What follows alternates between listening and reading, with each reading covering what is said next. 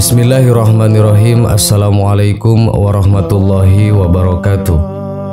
Sahabat yang beriman, kucing sejatinya adalah makhluk hidup ciptaan Allah Subhanahu wa Ta'ala yang juga merasakan kematian. Ketika seekor kucing tersebut menemui ajalnya, apakah kucing juga masuk surga berdasarkan pandangan Islam? Keputusan surga dan neraka di akhirat kelak didasarkan pada amal perbuatan selama di dunia. Tentu hal inilah yang membedakan kucing dengan manusia saat hari penghisaban kelak. Apakah kucing masuk surga? Rasulullah Shallallahu Alaihi Wasallam pernah bersabda dalam hadis yang diriwayatkan dari Abu Hurairah radhiyallahu anh, yang artinya, sesungguhnya Allah akan mengumpulkan seluruh makhluk, semua binatang melata, burung dan manusia. Allah berkata kepada binatang dan burung, "Jadilah kalian tanah." Saat itulah orang kafir berkata, "Andai saja aku menjadi tanah." Quran Surat An-Naba ayat 40, hadis riwayat Ibnu Jarir. Ulama fikih Syekh Muhammad bin Shalik Al-Utsmani menjelaskan, hadis tadi menunjukkan perbedaan antara hewan termasuk kucing dengan manusia. Setiap perbuatan baik dan buruk hewan tidak dihitung dan mendapatkan balasan. Artinya, kucing tidak masuk surga seperti manusia yang beriman. Namun hal itu tidak lantas membatasi pertemuan antara pemilik dan hewan peliharaannya di surga kelak. Atas izin Allah Subhanahu wa Ta'ala, orang-orang yang masuk surga dijanjikan banyak kenikmatan termasuk permintaan untuk dipertemukan kembali dengan kucing kesayangannya. Hal ini didasarkan dari salah satu riwayat hadis Rasulullah Shallallahu Alaihi Wasallam. Saat itu ada seorang Arab Badui yang mencintai unta. Ia pun bertanya pada Rasulullah, "Apakah ada unta di surga kelak?" Berikut jawaban Rasulullah, "Wahai Arab Badui, sekiranya Allah Subhanahu wa Ta'ala memasukkan kamu ke dalam surga insya Allah, maka di dalamnya terdapat apa saja yang kamu kehendaki dan melejatkan pemandangan matamu." Lebih lanjut, Syekh Muhammad menjelaskan, seluruh hewan di dunia ini tetap akan dibangkitkan kembali dan dikumpulkan di padang mahsyar bersama manusia. Tujuan para hewan dikumpulkan itu nantinya untuk dikenakan kisos pada mereka. Kisos bagi hewan di akhirat ini bermakna keadilan bagi hewan yang tidak bertanduk, khususnya bagi hewan-hewan yang telah ditanduk oleh hewan bertanduk semasa di dunia. Binatang-binatang itu diadili sehingga binatang yang tidak bertanduk akan menuntut balas terhadap binatang yang telah menanduknya di dunia, kata Syekh Muhammad yang diterjemahkan Dr. Umar Sulaiman Al-Ashgar dalam buku Ensiklopedia Kiamat. Rasulullah Shallallahu Alaihi Wasallam bersabda, "Kisos akan diberlakukan di antara semua makhluk, bahkan antara binatang bertanduk dan yang tidak, dan antara semut kecil dengan semut kecil lainnya." Hadis riwayat Ahmad. Setelahnya, bila tuntutan kisos sudah habis di antara hewan di dunia, Allah Subhanahu wa Ta'ala mengubah hewan-hewan tersebut menjadi tanah. Artinya, bukan surga atau neraka yang menjadi akhir dari nasib hewan, termasuk kucing di akhirat kelak. Wallahu a'lam. Wassalamualaikum warahmatullahi wabarakatuh.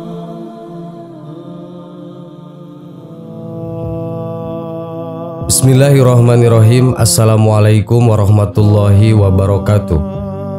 Sahabat yang beriman, di akhirat nanti setelah proses penghitungan hisab selesai, manusia terbagi dua kelompok. Allah memasukkan orang-orang beriman dan beramal soleh ke dalam surga, sedangkan orang-orang kafir dimasukkan ke dalam neraka. Selesai hisab, iblis laknatullah alaih, makhluk yang dilaknat Allah, berpidato di hadapan kelompok penghuni neraka. Pidato iblis itu diabadikan oleh Allah Subhanahu wa Ta'ala di dalam Al-Quran. Dan setan berkata ketika perkara hisab telah diselesaikan, "Sesungguhnya Allah telah menjanjikan kepadamu janji yang benar, dan aku pun telah menjanjikan kepadamu, tetapi aku menyalahinya. Tidak ada kekuasaan bagiku terhadapmu, melainkan sekedar aku menyeru kamu lalu kamu mematuhi seruanku. Oleh sebab itu janganlah kamu mencerca aku, tetapi cercalah dirimu sendiri. Aku tidak dapat menolongmu dan aku pun tidak dapat menolongku. Sesungguhnya aku tidak membenarkan perbuatanmu mempersekutukan Allah dengan apa saja. Sungguh orang yang zalim akan mendapat siksaan yang pedih." Surat ke-14 Ibrahim Marilah senantiasa berlindung kepada Allah Subhanahu wa Ta'ala dari setan agar tidak mendengarkan khutbah iblis kelak di hari kiamat. Semoga kita termasuk golongan orang-orang yang tidak mendengarkan khutbahnya iblis di hari kiamat. Iblis menyampaikan khutbahnya di hadapan orang-orang yang mengikutinya yang telah ditetapkan oleh Allah Subhanahu wa Ta'ala masuk ke dalam neraka jahanam. Ketika mereka digiring menuju ke neraka jahanam, Allah Subhanahu wa Ta'ala berfirman dalam Quran surat Az-Zumar ayat 71 yang artinya, orang-orang kafir dibawa ke neraka jahanam berombong-rombongan, sehingga apabila mereka sampai ke neraka itu dibukalah pintu-pintunya dan berkatalah kepada mereka penjaga-penjaganya, apakah belum pernah datang kepadamu rasul-rasul di antaramu yang membacakan kepadamu ayat-ayat Tuhanmu dan memperingatkan kepadamu akan pertemuan dengan hari ini? Mereka menjawab, benar, telah datang. Tetapi telah pasti berlaku ketetapan azab terhadap orang-orang yang kafir. Ketika neraka jahanam sudah melihat orang-orang yang akan masuk ke dalamnya dari kejauhan, neraka kemudian semakin bergejolak dan membara, tidak sabar lagi menanti kedatangan mereka. Allah Subhanahu wa Ta'ala berfirman dalam Quran surat Al-Furqan, apabila neraka itu melihat mereka dari tempat yang jauh, mereka mendengar kegeramannya dan suara nyalanya. Pada hari kiamat, iblis akan menyampaikan khutbahnya di hadapan penghuni neraka. Sebuah khutbah yang menyentuh hati yang akan membuat mereka semakin bersedih dan sangat menyesal karena mereka mengikuti perintah iblis yang ternyata menyesatkan. Al-Hasan Basri rahimahullah berkata, tatkala hari kiamat, iblis berdiri di atas sebuah mimbar kemudian berkhutbah seraya berkata, sungguhnya Allah telah menjanjikan kepadamu janji yang benar, dan aku pun telah menjanjikan kepadamu tetapi aku menyalahinya. Tafsir At-Tabari.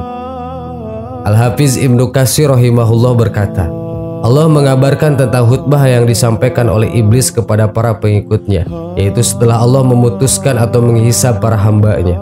Kemudian Allah memasukkan kaum mukminin ke surga dan Allah menempatkan orang-orang kafir ke dalam neraka jahanam.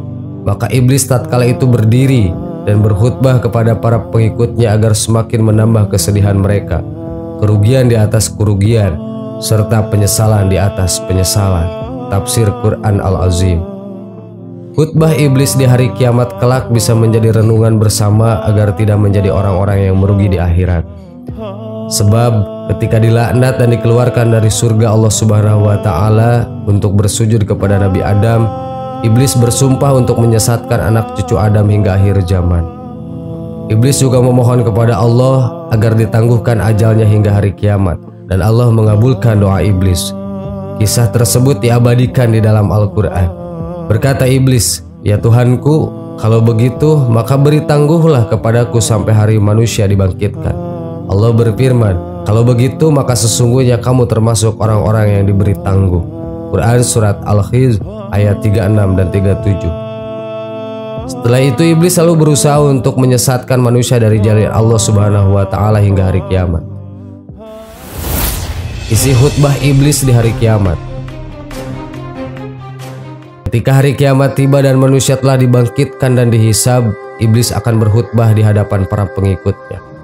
Khutbah iblis di hari kiamat ini merupakan khutbah yang paling menyentuh sekaligus bisa menjadikan rentungan bersama agar kita tidak ikut serta tersesat bersama iblis dan para pengikutnya. Allah Subhanahu wa Ta'ala telah menunjukkan sedikit rahasia sebuah peristiwa di hari kiamat kelak ketika iblis berkhutbah di hadapan para pengikutnya. Peristiwa ini diungkapkan dan diterangkan oleh Allah Subhanahu wa Ta'ala di dalam Al-Quran. Dan dimasukkanlah orang-orang yang beriman dan beramal soleh ke dalam surga yang mengalir di bawahnya sungai-sungai. Mereka kekal di dalamnya dengan izin Allah. Mereka ucap penghormatan mereka dalam surga itu ialah salam. Quran surat Ibrahim ayat 23. Iblis kemudian berkhutbah kepada para pengikutnya tatkala mereka akan dimasukkan ke dalam neraka jahanam dan telah melihat api yang menyala-nyala yang siap membakar mereka. Sebagaimana firman Allah Subhanahu wa Ta'ala yang artinya, dan berkatalah setan tatkala perkara hisab telah diselesaikan, sesungguhnya Allah telah menjanjikan kepadamu janji yang benar, dan aku pun telah menjanjikan kepadamu tetapi aku menyalahinya. Sekali-kali tidak ada kekuasaan bagiku terhadapmu, melainkan sekedar aku menyeru kamu lalu kamu mematuhi seruanku. Oleh sebab itu janganlah kamu mencerca aku, akan tetapi cercalah dirimu sendiri. Aku sekali-kali tidak dapat menolongmu dan kamu pun sekali-kali tidak dapat menolongku. Sesungguhnya aku tidak membenarkan perbuatanmu mempersekutukan Allah dengan sejak dahulu. Sesungguhnya orang-orang yang zalim itu mendapatkan siksa yang sangat pedih.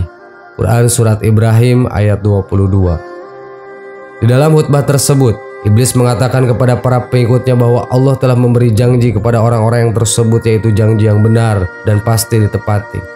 Iblis pun memberikan janji-janji kepada para pengikutnya. Namun janji iblis itu hanyalah janji palsu yang merupakan bagian dari tipu muslihatnya untuk menjerumuskan manusia ke dalam dosa dan kesesatan.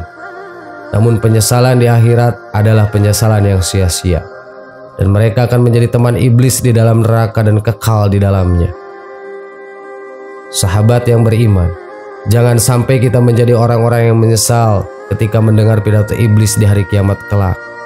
Semoga kita semua selalu dilindungi oleh Allah Subhanahu wa Ta'ala dari tipu daya iblis. Semoga Allah Subhanahu wa Ta'ala menjaga dan melindungi kita dari tipu daya iblis laknatullah.